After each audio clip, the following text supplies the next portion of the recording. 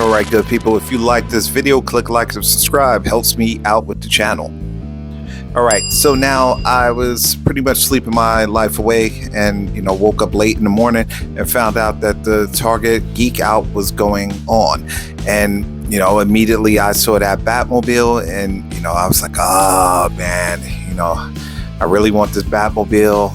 I do have the previous DC Collectibles Batmobile, still brand new in the box, never opened it. I pretty much got nowhere to display that thing. So, now I'm looking at this one and I'm just like, price tag of $80. I get it. I see where the money's going. It has the light up features, but I just don't know if I need this Batmobile. I want it, but do I need it? That I don't know. And what really made the decision easier for me is the fact that it's a Target pre-order. Now, I don't know about you guys, but, I've gotten burned with Target pre-orders, and I got a bunch of buddies that have gotten burned with the Target pre-orders. You put in your order, it might not go through, or the fact that, they charge you up front for it, then the product isn't ready, so then that charge falls off, then they charge you again, then if, your card didn't have the money or your debit card, now that order is canceled and you're left without product. So Target pre-order system is trash. I'm just gonna let it go on the strength of that, and way to go on those Warbirds, Target. Thank you.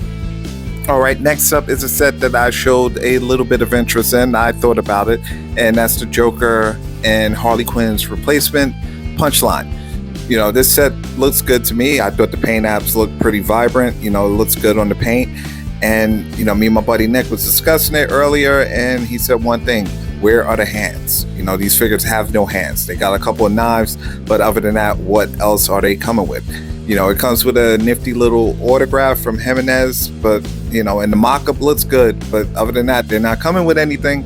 And the funny thing is, it didn't even give me a chance to think about it. So I went back on the site later this evening, and they were all sold out. So, leads me to believe, I don't know if Todd really does know what he's doing, or, DC collectors are just different, man. I don't know.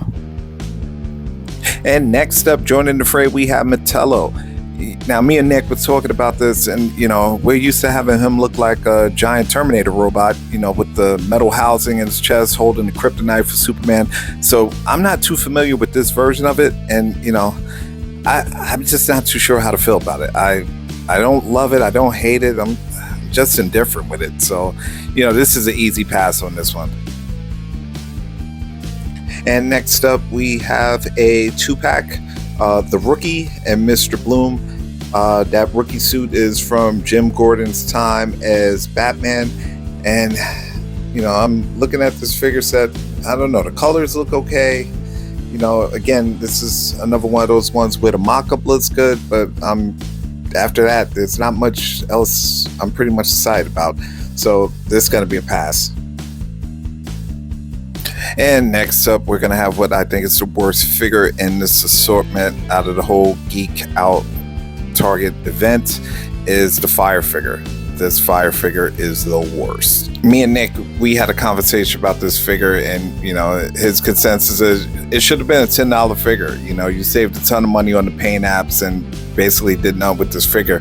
You should have passed that cost on to the collector if somebody really wants it. And I'm looking at it, it could have been so much better with this figure. The green, I do like the green Fire, but the effects on the figure could have been better.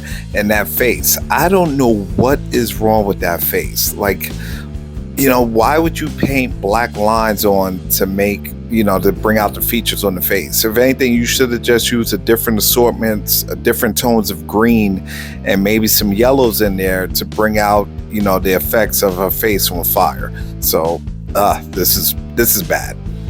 Well, that's my take on the Target Geek Out event, and my consensus is the Joker and Punchline figures were decent, and the Batmobile is the best thing out of this event. But that's my time, people. Let me know in the comments, are you copping this or not? Because I'm not. Main one out.